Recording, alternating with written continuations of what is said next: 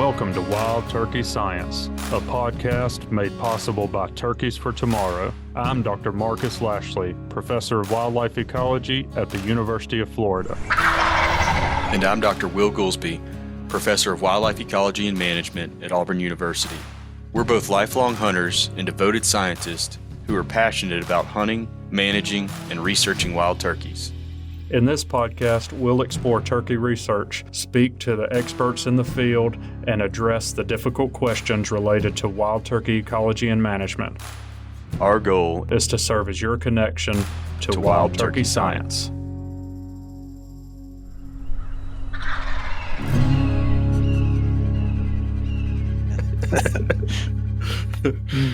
Yeah. Welcome back, Colter. Yeah, thanks for having me. Glad to be here. Glad to see that Will found a turkey to put in the background since last time I was. Yeah, I was driving the other day, and you know how on trash day people put stuff out on the curb.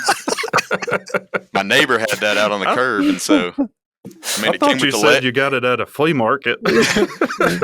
Same difference. I'm having a hard time keeping my story straight. Yeah, that's pretty good. Oh, that's funny. Yeah, well, it's glad to have you back, Colter. We've been getting a bunch of questions. I would say for updates specifically on Rios, we've gotten, I don't know, quite a few of them. I don't know if you have, Will, but I've gotten a few. So we wanted to invite you back. I know you're leading a bunch of really awesome work over there. And of course, we all enjoy having some time together. So for those out there, we forgot to click record, and we've been on here for about 2 hours. I'm kidding. It's a good thing I blocked off the whole morning. We have been on here for a minute talking. 49 of them to be exact. Oh, man. Yeah. It's amazing what we could get done if we could stick to a schedule. Yeah, I know it. Will said one time we should just click record every time we're talking. Because some nuggets come out of it every time that it's like, man, we should have recorded that. Then you get some weird stories, though, where you're like, well, that's pretty boring or pretty dumb. Well, we'd have to do a lot of chopping on that to get rid of some of that stuff. I would say that there definitely are some golden nuggets that come out of it, but there's some turds, too. So yeah, there you go. Yeah. Yep. Oh, man.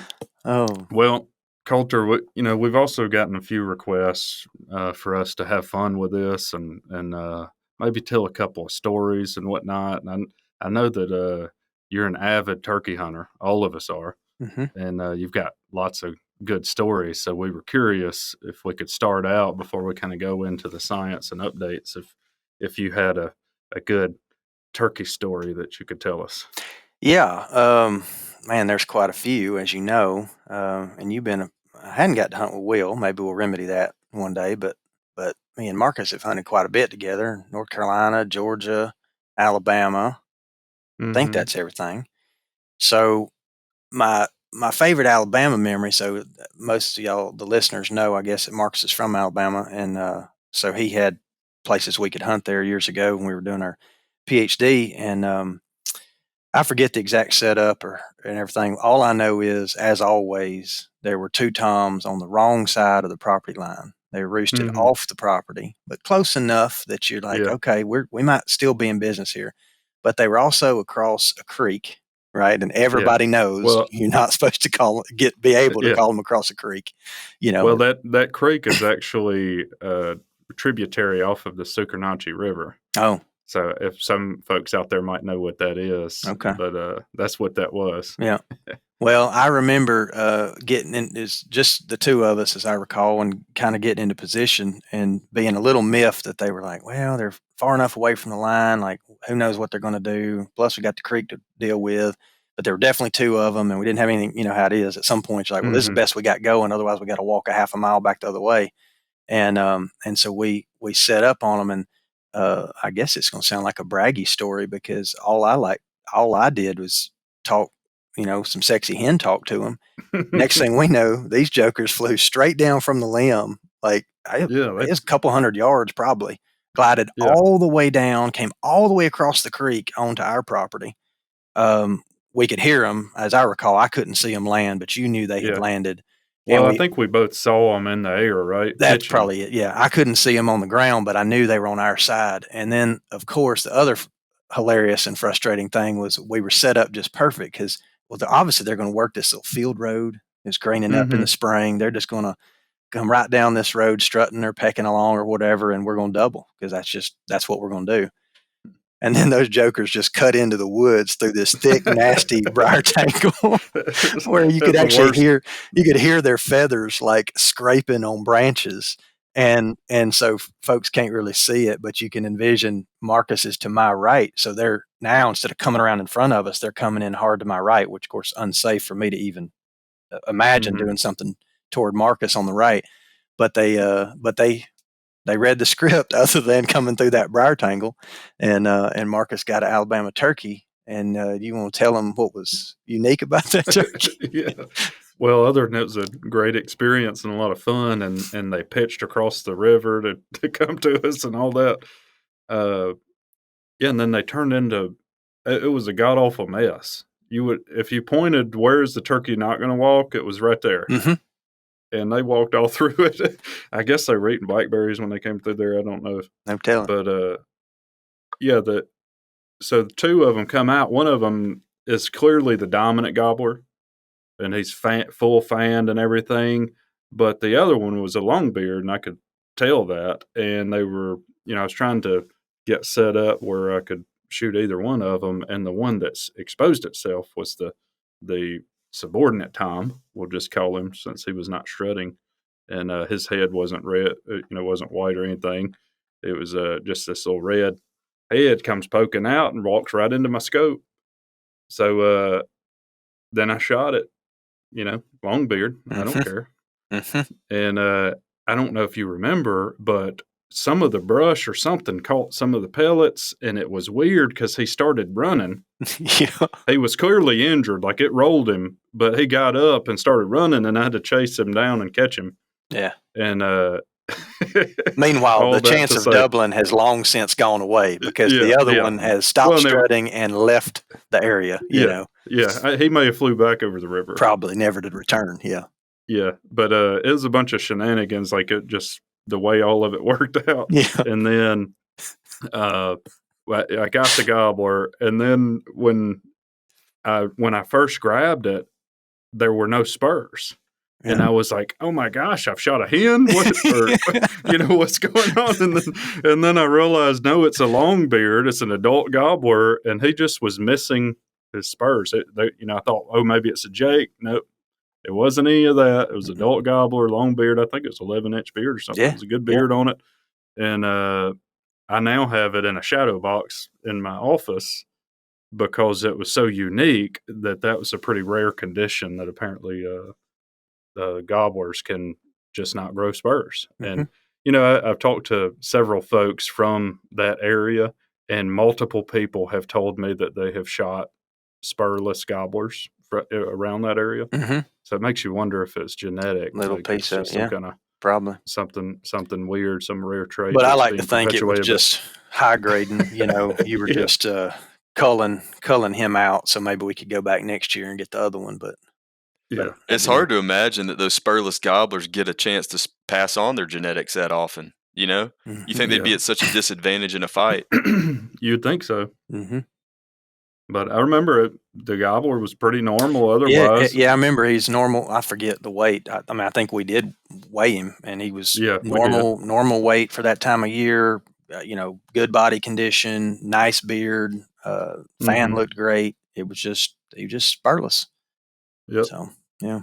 But anyway, so that's my cool story. Yeah. Well, that was a fun one. Well, speaking of which, Marcus, been over a decade.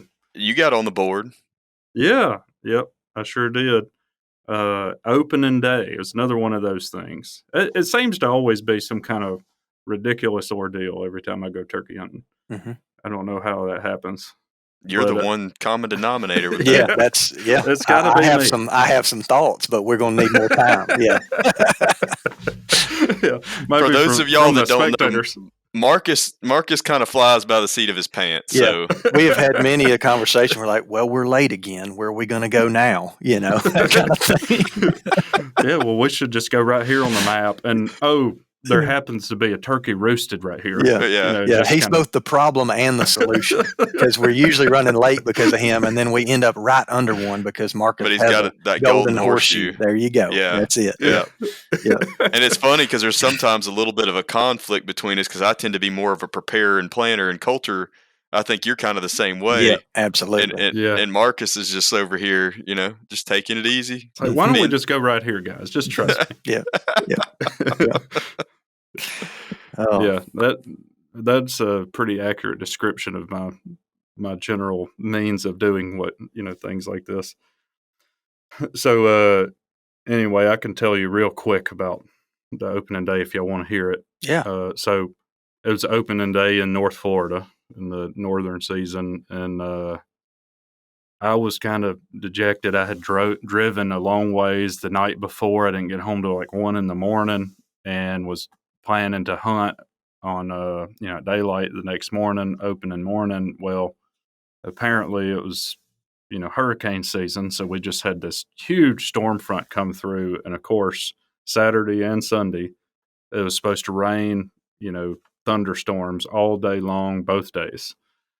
So I was frustrated the whole drive home because it was a several-hour drive from Tennessee coming back, and looking at the weather's 100%, and it's like, man, we may as well not even go.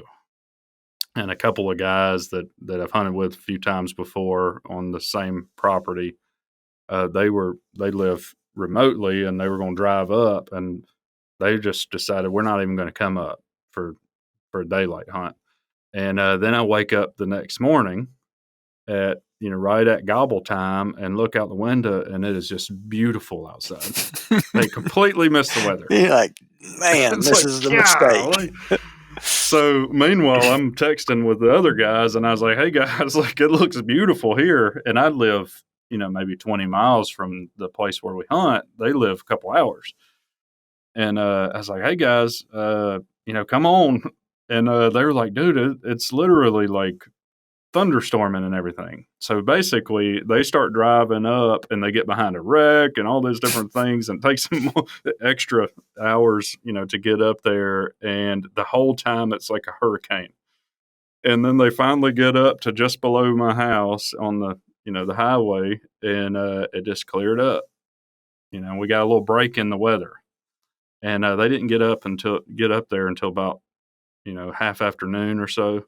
So we all go and meet out at the property, and there was a bunch of turkeys in multiple groups in some fields, and we slipped in there in the middle of a couple of fields that we knew that they hung out in a lot, and got in a strip of woods in there.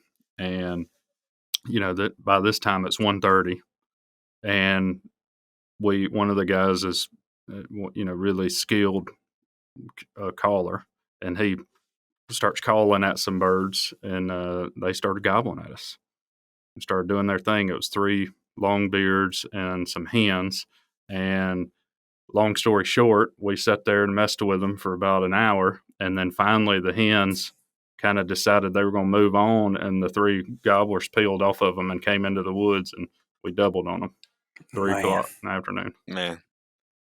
That's a page right out of the book of Craig Harper, Turkey Hunting Strategy, isn't it? Yeah.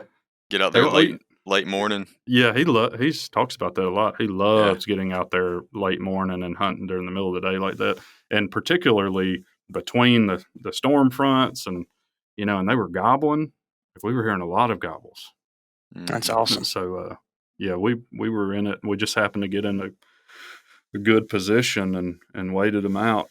They finally got curious and came in there. And then that one was also unusual because the reason there's a strip of woods there is because there's a drain, a big creek, and it's one that you can't walk across. Like, it's pretty tough, and they came across it to us. That's awesome. We took nice. Them. And you mentioned that's where you're at there in Florida would be a hybrid zone. Is that right? Well, it's technically, if you look at the map, it's considered in the Osceola range. Okay. But the characteristics on it, I sent y'all some wing photos. I mean, it clearly has some eastern characteristics instead of Osceola. Yeah, that's right. I guess that's right. The maps I've seen draw a harder line in Florida, whereas when we're about to talk about Oklahoma, they draw a pretty nice band of hybrid area for us to go from Rios to Easterns. So yeah. Well, I'll be honest with you guys. I don't care what the subspecies no, is. it turns out he don't even care if it's got spurs on it. If it's a long beard with a full fan, then it's a trophy bird for me. So there you go. That's awesome. That's what hopefully I'll have a story to share next week. Yeah, you got a big trip coming. Yeah, getting started Friday, headed down to Texas. So that's awesome. We're here going to hunt Rios, and hey, we've got the Rio man or one of the Rio men on with us today. Newfound Rio. I got my first Rio last spring. Oh, nice. Yeah. Well, we're going to keep story time for next time. We can do another one. Yeah. Hopefully we'll have a lot of stories. Of course, he'll probably go down there and there'll be nothing but storms for 5 days. Well, so Colter, now I understand why you wanted the Rio update, Will. That's right. Right before you're going to go down there to get on one. That's right. Yeah. And off the air, Colter told me he would give me GPS coordinates on all of his birds. Lucky for us, they're all hens, so that's not going to do you a whole lot of good. Well, that's where the gobblers are. Yeah, well, fair point. So Colter, you're out at Oklahoma State for folks that haven't listened to the previous episode with you, and if they haven't, I highly recommend that they go back and listen to that one, because Colter, you provided some data from a very comprehensive analysis that you guys did to try to better understand turkey population dynamics. Mm-hmm. But you've also, that was more of a meta-analysis of already completed studies, but you've also got some current ongoing work where you guys are studying reproductive ecology on Rios there in Oklahoma, right? Yep, Rios and Easterns both. Yep. Okay. Yep, that's absolutely right. So that paper and that other episode we did was, like you said, a meta-analysis of stuff that's been published for the last 50 or 60 years. What Oklahoma did, and I'll just start with, I like to model things, so let's start with a definition. I'm going to say ODWC numerous times. That is our agency acronym in Oklahoma, Oklahoma Department of Wildlife Conservation. And like so many states that y'all have been talking to now for the last few months, in recent years, they've, through several different metrics, kind of perceived a decline in turkey abundance, notably a decline in productivity. Whether or not that was coming from nest failure or poult survival was a bit of a question, but the poult per hen metric that I know y'all have talked about before on here, and a lot of turkey hunters have been used to seeing agencies talk about it, the poult per hen metric in Oklahoma had been in decline. So long story short, the agency decided that they wanted to fund turkey research to estimate some of those vital rates, like we used in that modeling paper that we talked about. But in this case, we're going to be actually doing like so many other states have already done, trap some hens, put some backpacks on them, follow them through the nesting season to figure out nest fate. And then if a nest is successful, hopefully also capture poults and do poult survival to figure out, cause-specific mortality of poults. And because Oklahoma, for those that don't know, I'm sure they could Google around and check out the NWTF maps and whatnot of subspecies distribution. But basically, we have the kind of eastern third-ish of the state is where the eastern subspecies resides. Then there's a labeled band, a known zone of hybridization there, where you've got eastern or Rio characteristics. And then as you move west in the state, you're fully Rio. And then technically, if you want to get real detailed, way out in the very western tip of our panhandle, there's actually a bit of range where we likely get Merriam's subspecies that we would share with areas in maybe Colorado or northeastern New Mexico. So officially on the books, Oklahoma would have 3 of the subspecies, but really we're talking about Rios and Easterns. And so ODWC says, hey, we want to look at this on both ends of the state, because those metrics I just mentioned, they weren't declining in just one place or the other. They were actually declining statewide. And though we had maybe different hypotheses as to why those declines are happening, for example, weather might be more of an issue out in the Rio country just because of the really cyclic spring conditions that we get out there.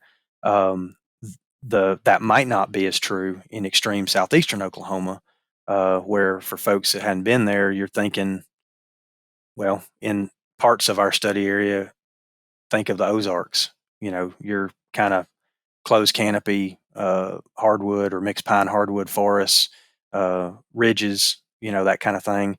And then the further to the southeast you get, Oklahoma actually has a tiny little piece of coastal plain, believe it or not. And we even got alligators at Red Slough WMA.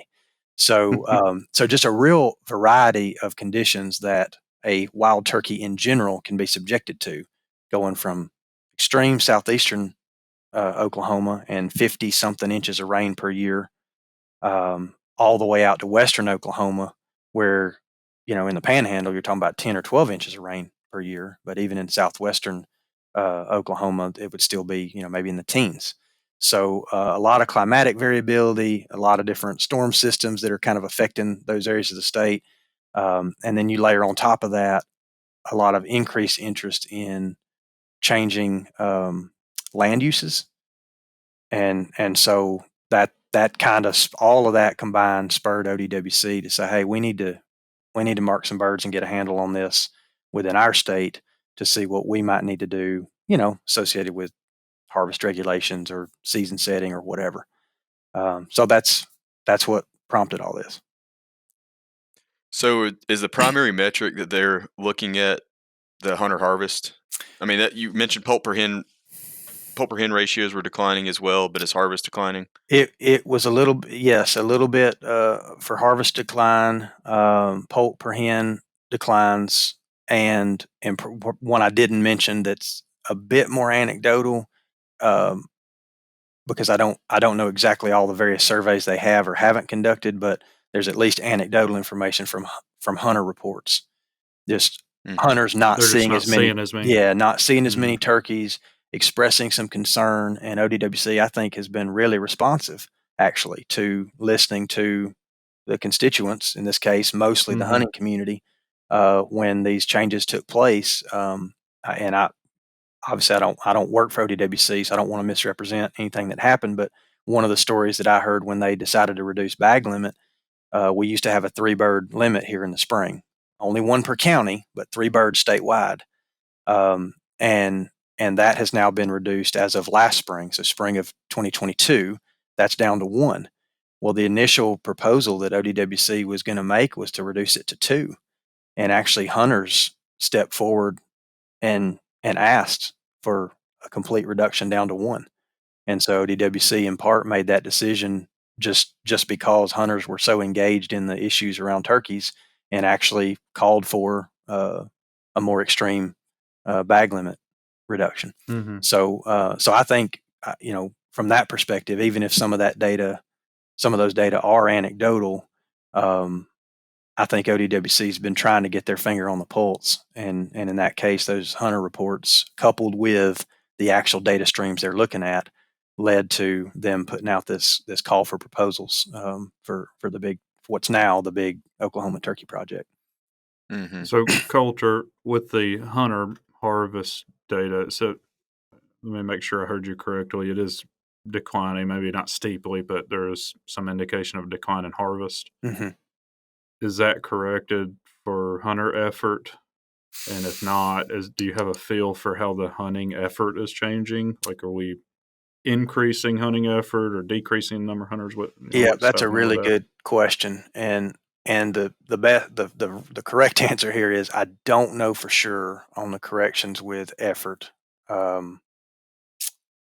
Although I know that on some of the WMAs, so some of the public lands that they manage, because of the some of them have kind of a sign in, sign out policy. So they're not draw hunts per se, but they've got more information there on effort, in the form of hunter days at minimum, and maybe some reporting on what hunters encountered. And there are some WMAs where I think those numbers became pretty concerning.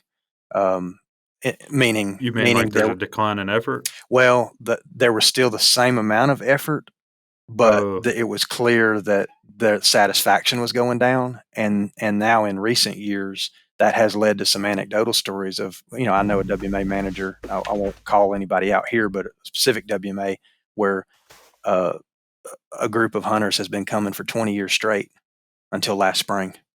And last spring was the first time they ever called that manager up and said, we love coming. We love using the campground. We just can't rationalize all the effort in the trip.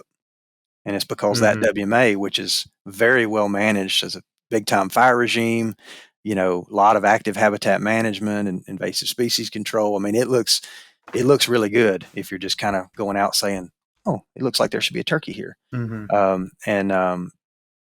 so that manager had shared that story because he's really passionate about turkeys and recognizes that even with the stuff they've done on his WMA, the population just has kind of tanked. And in this case, that again, anecdotal story from one hunting group, but they came for nearly 20 years straight. And spring of 22 was the first year they called up and said, we can't rationalize coming and spending a week to quote turkey hunt when there's not hardly any turkeys there left to hunt. So yeah, again, just to summarize, I think the agency, they're doing the best they can with some of the data streams, which are coarse, as we know. But this project gives us an opportunity to get down in the weeds and hopefully try to evaluate some of the many variables that I mentioned a minute ago, both in a southeastern Oklahoma setting, which is going to be the eastern subspecies, and in southwest Oklahoma, which is going to be the Rio subspecies. So that's why Will's got me on. He just wants to hear about Rios. That's right. And I know the agency folks that run essentially, we don't really have a true turkey biologist in the sense that some states do. We have two different guys on two ends of the state. And I will say their names. Eric Suttles is Southeast Region Supervisor. He's the Eastern Turkey Coordinator. Call him Turkey Coordinator. I don't know what officially is. So he wears an extra hat, right? He's responsible for kind of the Eastern Turkey stuff, but his day job is actually to supervise the WMA managers in the Southeast region of Oklahoma. And then on the other end of the state, Marcus Thibodeau is a WMA manager at Pack Saddle WMA, and I believe he's got authority over Ellis County WMA as well. And so he's essentially the Rio equivalent. So they've got their finger on the pulse when it comes to those very specific reports that are coming out of the WMAs. And I know Eric in particular has shared information before it's really fun to get in the weeds on like non-resident hunting. I mean, we just talked about you going to Texas, right? Often those non-resident hunters are really serious, and they tended to be quite effective at actually maybe tagging all three of their birds. Somebody who's coming maybe all the way across the country to hunt in Oklahoma, well, they can get those three tags just like a resident can. They start to buy probably not a novice. Exactly. And so when they also are probably more dedicated to trying to fill their tags. Exactly. That's an interesting point. I haven't really thought about that. We talk about that a lot in my game species class so Eric actually comes and we do a unit, or I say a unit, a little module. It's kind of very turkey focused, and Eric comes in there to give the state agency perspective, and when he throws up some of those slides, that's why I'm kind of embarrassed. I don't remember the numbers, but I also don't want to just make them up and be wrong. But when he comes in and shares some of those slides, we have a lot of conversations about that. Like, oh, wow, like non-resident hunters are, I forget the proportion, but a notable proportion of the non-residents might actually shoot 3 turkeys. Yeah. Whereas very, very few residents actually shoot 3 turkeys. Yeah. I wonder if that trend holds elsewhere. I don't see why it wouldn't, but I'm really fascinated by it. Yeah. I got a question today about that I fielded. Someone asking about non-resident hunting pressure, and I didn't know this at the time when I responded, but I basically validated that was a great question that they had, and that Florida is a really good example because a lot of the pressure on Osceolas comes from out of state. And I had not thought about what proportion of the tags get filled. Right. That's a good, really good. Yeah, and like I said, if you want to be in the weeds later, I can certainly try to dig up, numbers for, if folks want to follow up with y'all about that. I'm sure much of that is shareable. I just don't have it all at my fingertips. But But suffice it to say, though, all those various data streams are what essentially spurred ODWC to join the current tidal wave of turkey research that's kind of occurring across southeastern U.S. And I would just say broadly, Oklahoma's weird because we're kind of southern Great Plains, but we're also kind of in the southeast, and we got a little bit of everything. But by and large, the rationale for why we're doing turkey work here is quite consistent with the rationale more broadly in the southeastern U.S., where these declines have become relatively prevalent and are now, fairly well documented to the point that agencies are trying to respond. Yeah. So I'm sorry, Will. I had a question that I was trying to ask earlier, and I gave way to you, but let me follow up real quick. Your turn. Is your perception or the state's perception that decline is similar across the subspecies? Or, that was going to be my exact question, Marcus. Well, look at that. Now y'all are even. You're back to even. Seat of the pants right here. So that's a good question. And my take on it, again, with the caveat being, I don't want any listener to think I'm representing the agency, but my take on that question from the university side is that yes, the declines are happening to both, i.e., the concern is there for both subspecies. That said, I think there are people that there's some sense that maybe some of what's happened, particularly in the Rio part of the state, is a bit more explainable due to ill-timed weather than some really novel thing that all of a sudden is impacting turkeys everywhere. Now, I'm saying that again for everybody so they don't misunderstand. That is a hypothesis. We don't know that to be true, but the two systems are very different. And Rios in other places tend to swing a little bit more, could be a little more boom and bust as a result of those really unique systems they live in that are, in our case, pretty arid, but also predisposed to really chaotic spring and early summer weather. Now, that said, we had a tornado go a mile south of our field site in southeast Oklahoma back in the fall. But I think that's, Marcus, I think that's the answer you're looking for, which is the patterns are really similar. We're not confident that the actual variables that matter are necessarily the same in both places, but for now we're leaving everything on the table. So it may be a different mechanism. Yeah, exactly. But you're seeing similar things. Exactly. Is it when you're saying the weather variability, are you talking about just in rainfall, or is there something else? Because that's what I'm thinking about. Well, rainfall, which all that time of year. So in the spring, that's where they can get some big time rain with these systems that are also producing tornadoes, super high winds, and major hailstorms. Okay. So we've got hens when it's bad. They're literally trying to sit through right. We're talking about the kind of stuff storm with hail. Where this time of year, and actually they're calling for some storms maybe tomorrow, for example. And so you check the weather, and of course it's really fascinating now to live in Oklahoma and look at what they can do with radar and Doppler and all this stuff. Yeah. But we're talking about people turning in pictures to the news where they can only hold 2 hailstones in one hand. It's like 2 baseballs. I could see where that'd be bad for a nesting hen. Right, exactly. There's only, and if the hen leaves to save herself and one of those lands in the middle of her clutch, well, that's a lost nest, right? So that's why I think that's a bit more unique in the systems in western Oklahoma than maybe the really, really forested areas in southeast Oklahoma. But I know Dwayne Elmore, who y'all have had on here before, and who's the lead PI actually on this turkey project. I think it was last year. They had a prairie chicken up in the tallgrass prairie, so that's north of us here in Stillwater. A brooding hen, dead over top of her entire brood, which was all dead overnight, like in the spring. So she was literally died. I mean, people can't see me right now online, but she's got her wings out over the top of her now deceased brood, and she died with them in what was apparently a really bad rain/hailstorm. I don't know if they verified whether or not she was actually struck blunt force trauma, but exposure, if nothing else, due to an ill-timed storm when she's got an entire brood on the ground in the spring.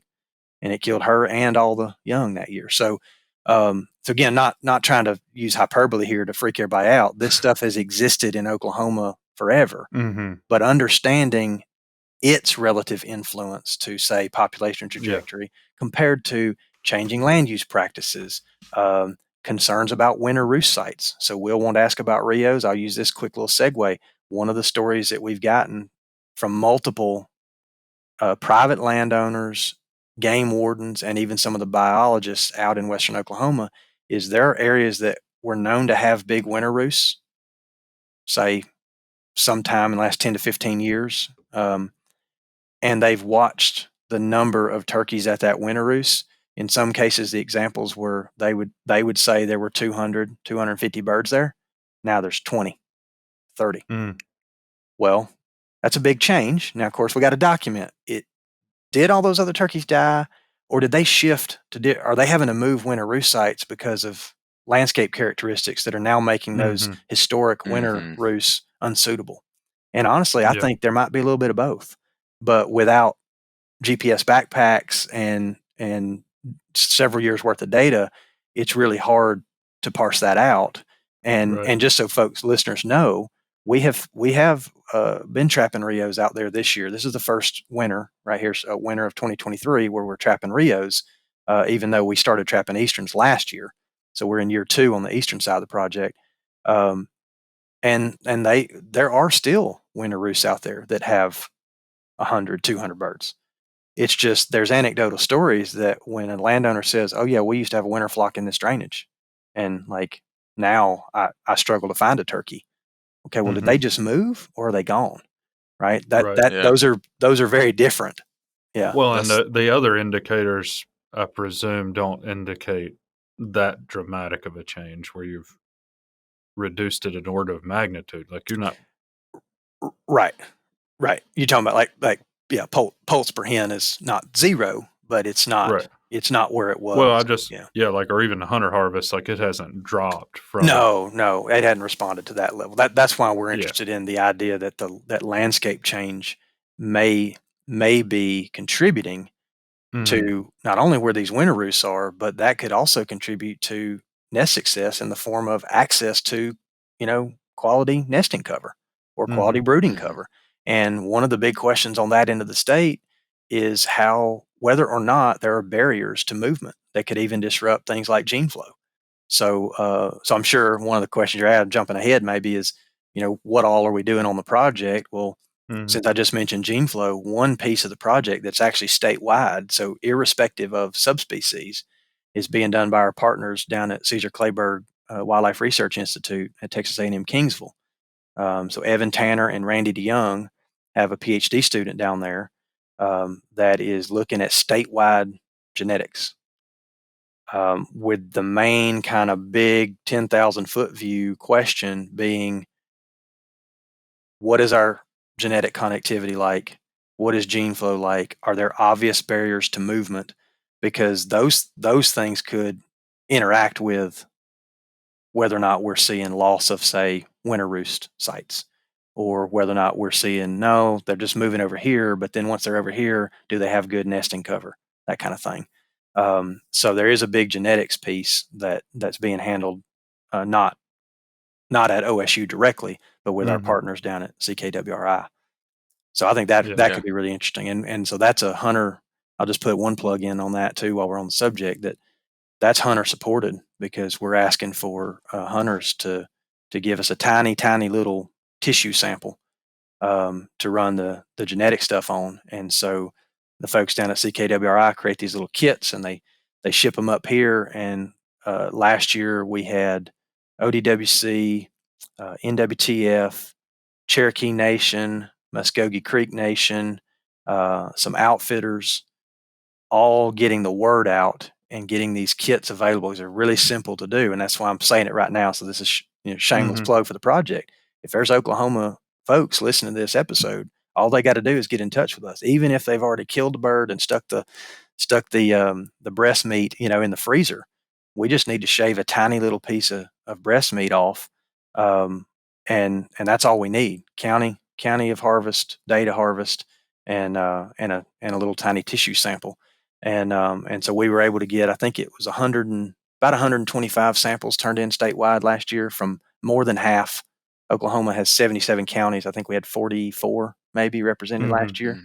And so, of course, now there's more years coming, right? We're going to fill that in and get more and more samples. And obviously, we can provide genetic samples on the birds that we capture, but we're not capturing across the entire state. We're capturing much more localized areas. And so then the lab down there, CKWRI, they evaluate, here's how many samples are turned in. Well, how many can we actually get viable DNA extracted from, right? That's a lab process. And it wasn't 125 because you end up with problems. Something happened, or the sample was too degraded, whatever. And so I think we got near 100 of those. 90 something had viable DNA, and of those, 70 something maybe were of sufficient quality to do really advanced sequencing.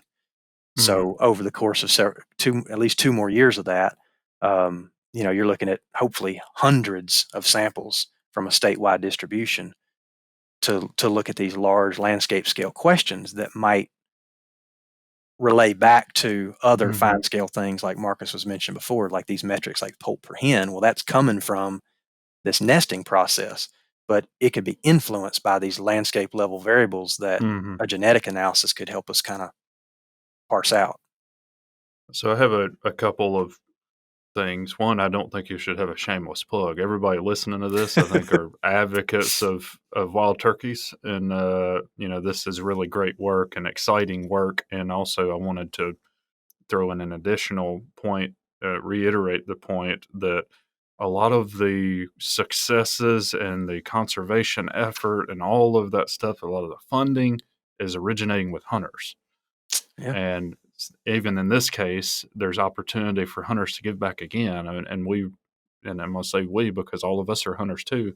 We have been leading the efforts on, conservation of the species for a long, long time. So I don't think you should be giving a shameless plug. I think we do have 2 listeners, but one of them's you in Oklahoma. Me and Dwayne Elmore are the only ones listening. Yeah, we probably have a few more than that, but the other thing I was going to say is I know you just recently made a new Instagram account so that you can share all this kind of information with folks. And I assume that they could reach out if people are interested in our audience. First of all, go follow at Big Game Doc, but they can reach out through that medium or through your email, which is relatively easy as well. If you want to try to help or contribute tissue samples from turkeys on your property or whatever. Make sure you reach out to do that. That's perfect. Absolutely, that'd be awesome. We finally brought Chitwood over to the dark side of social media. It was all Marcus's fault. Well, it's been a really effective way to communicate, and a lot of people are listening and contacting us through that. And I think we would be remiss not to observe that opportunity to try to get information out to people and try to get information from people too. So we do a lot of that. So Wild Turkey Science is part of the Natural Resources University podcast network and is made possible by Turkeys for Tomorrow, a grassroots organization dedicated to the wild turkey. To learn more about TFT, check out turkeysfortomorrow.org.